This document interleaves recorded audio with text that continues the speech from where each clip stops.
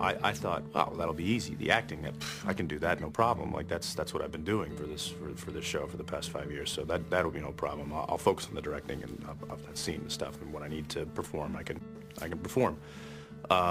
What I didn't realize was that I was in a totally different frame of mind as a director than I was as an actor, and I guess I just didn't realize that until it happened. You know, for somebody that's not used to producing or directing a show this big and trying to fit it into that small amount of time, it's very daunting, and it can be scary. Well, Supernatural is, I mean, it has been for me, and I've been doing this for a while, is the hardest show I've had to direct, because we don't have standing sets. You know, it's basically a road show, so we're doing a new little movie every week. Also, it has more combinations of visual effects, special effects, stunts, and sometimes all three at the same time. We push the envelope quite a bit, and Jensen is going to, you know, have to be on his A game, and he's going to have to pay attention, and he's going to have to concentrate. You know, the biggest challenge for him isn't the stuff on the stage. The biggest challenge is going to be him prepping, because that's where the decisions are made. I want yellow, I want blue, I want this, I want bigger, softer, you know, locations, wardrobe, visual effects, special effects, art department, you know, the list goes on. So this multitude of decisions that you have to make in preparation is what the biggest new thing that Jensen's gonna, you know, have his biggest hurdle, because he hasn't done it before.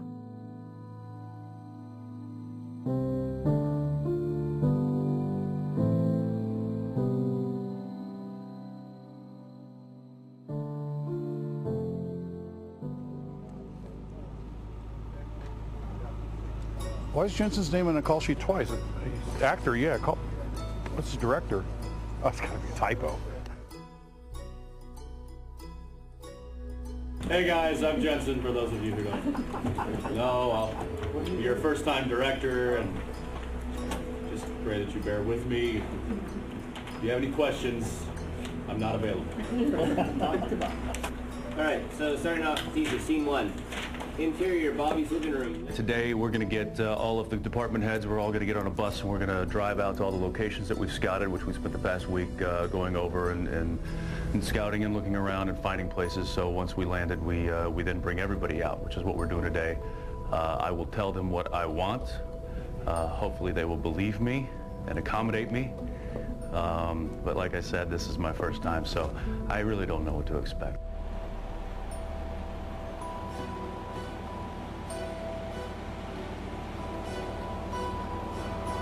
Welcome back to Supernatural, the first text I got of the year. This is scene 44, exterior parking lot.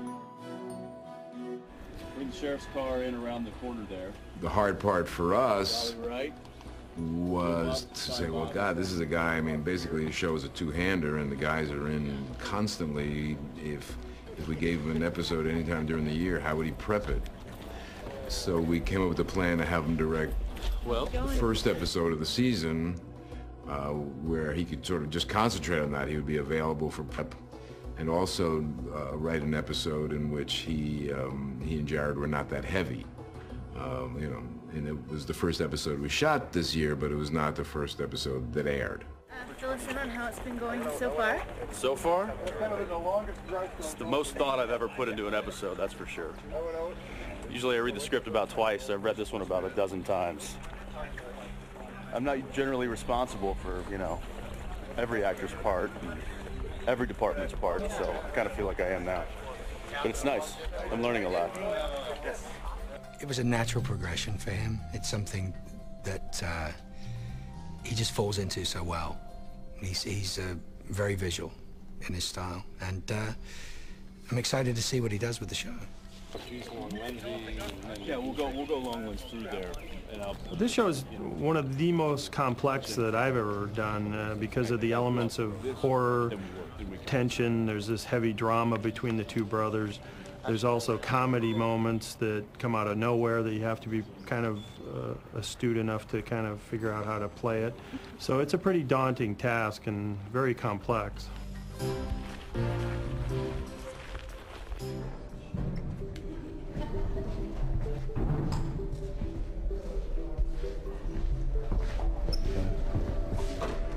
As far as directing, for me, it's the technical aspect of directing that has been the most challenging. Understanding proper transitions, understanding the axis lines. As she goes to the door, right, you go back this way. Uh-huh. You get her like this. Wait, what? You got this camera here, right? Yeah. It uses the Okami POV. Correct. Right? And you establish that. You see her go She to the walks door, in, does she the turns thing. around, she goes, right? And you come back this way. When she turns into what essentially is the POV of the bad guy. Jensen is he's a really smart actor, and he's very camera savvy as an actor. I was pretty confident that he would be able to handle this. But I think, you know, anybody going for their first walk needs, you know, somebody there with them. I actually enjoy being part of the kind of the creative problem-solving task force, as I call it. Whereas an actor, I can be like, you know what, not my problem. I don't get paid to think that much. So that's you guys deal with it. I'll be in my trailer. Now I'm the guy dealing with it. Crowley gets the phone, and I say, "Hiya, Crowley. Tight on me, right? We don't know where I am." And then I say, "We've gone," and then he says, "Oh, Dean, it's been too long. We'll have to get together." I'm like, "Yeah, we'll do that when I get back. We've gone international." By the way, I've never been able to say that, and I want to be able to say that. You know, we're just going to go tight on me. We want Start tight on me. Start tight on me. Then we'll fall back to see the world. that movie. What I tried to give him on the tech scout, because he had been to these locations and had ideas of his own, were shots that I thought might help the scene, but also shots that I thought would make sure that he would get through the day. And that's, you know, the worst thing is when you run out of time and then you start scrambling and you don't get what you need. So the through the windshield actually just hinges and is now outside the front windshield. Why is he backing up? Other than going forward? You were in the car and I said, back up, Jensen. You go, why am I backing up? And then you'd say something like this, because I want you to. That's true, I would. We've worked together on a lot of episodes, and there's a mutual trust that we have. Yes. Yeah, we'll put Right in here, I got a dolly track. Oh, wrong shot. Yeah. Get out of here. Back on the bus with you, pal. Yeah, truck nose this way. There's going to be very similar to that. Actually, there will be a crane. Yeah, I know. How high would you like to go on that stick? How high and wide? What do I look like? Huh? A director? What the hell should I know? You're the one that thought of a crane. 2 sections? I like to absorb as much knowledge about things as I can, especially when it has to do with my profession, and I think that interest you know, caught their eye, and I also may have said a few things in passing, you know, like, hey, if I understand that the director fell out for you know, episode 14, I'm just saying, you know, if you guys are backed up into the corner and you need some help, I'm available. In the first couple of seasons, he'd see a shot and be like, hey, whoever the director is, what about maybe going this way and I'll come out of here instead of going out? The director would be like, oh, that's great, let's do it. And so I always kind of I could see him on set, kind of like thinking like a director, so it was nice to see him get able to put it into action. It all depends on the wood chipper. It's all hinging. It all hinges on the chipper. Hey Jensen, you want to tell us about the chipper scene and how it's going to be a challenging scene to direct? No, I don't want to talk about the chipper scene until it's time to do it, and then I want to blow it up. Right? We're scared. Yeah, I think that's my albatross, is the chipper scene. Well, essentially what's going to happen, guys, Bobby's going to come out. He'll be here, post coming out of the window. As he starts to rise, the Okami will then charge him, shove him further. She will continue after him. He will then spin her into this tree. He'll then come at her. She'll charge him back. And now they're now they're essentially into this area here. And then he reverses on further in. Yeah, and then it's you know, we got to get I think it's a kick in the leg. So we'll get that from this side. A kick, and then, you know, essentially a roll over. Yeah, and so she's little, and he's just. It'll be fun. Well, it'll be fun. not at 3 in the morning it won't. Shooting on the first day. Yeah. You're going to be so tired. You were going to go into the house and go, oh, I don't think Jesus Christ. I can't do 7 more days of this. That's the worst day. Really? The first day you're the most tired. It's the most tiring. Yeah.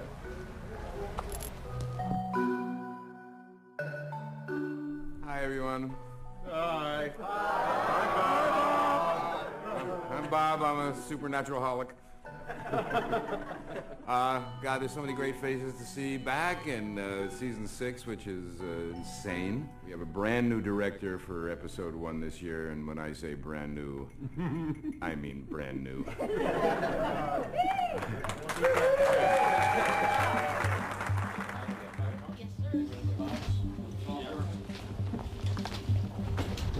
Take 2. I do know that, you know, when Jensen was directing, I do know that he was very cognizant of how much time was going by. As soon as you start the day, you're an hour behind, regardless of how fast everybody's moving. The clock is just constantly clicking. And look, she sort of said something. Can I look up that way, and One of the major, you know, obstacles for a director, especially on this show, is the clock. You know, there's that ever-looming clock, and if you're not on pace with, you know, with what was projected for your day, it gets really nerve-wracking, and I found it amazing how fast a half hour could go by. And then boom, and he hits the gun, or the gun goes on the bed, and then he's down.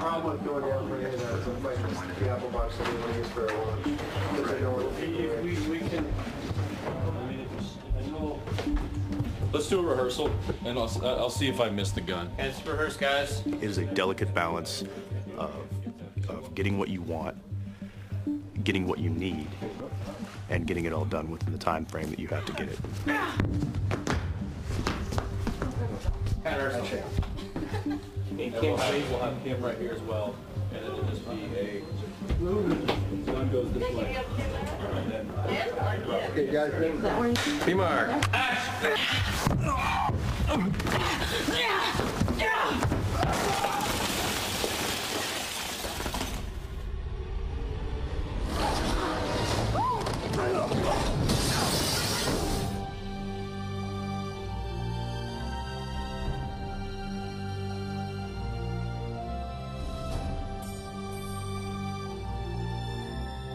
It can be a little tricky when you're dealing with visual effects and special effects as a director, because, you know, obviously those are big deals, especially on a small set. And when we were working on the basement set of Bobby's house, there were several effects going on at the same time. We had special effects, which was live fire, and then we also had visual effects, which was the demon actually burning up and crumbling to the ground.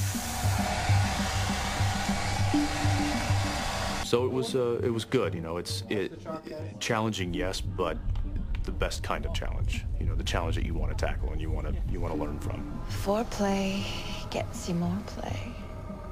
I want Crowley's name. It's a big babysitting job, isn't it? You got to take care of us. Well, no, I wouldn't say that at all. I'd say because the whole movie is in the head of the director, you need people like Ivan to come in and bring up good points of maybe slight details you didn't think about. So I'm glad that the chance of my directing came within a group like this, who I know and trust and can remind me, help me, and help me perform at my best as a director and a performer. So. I've been working with Jensen for over 5 seasons now, and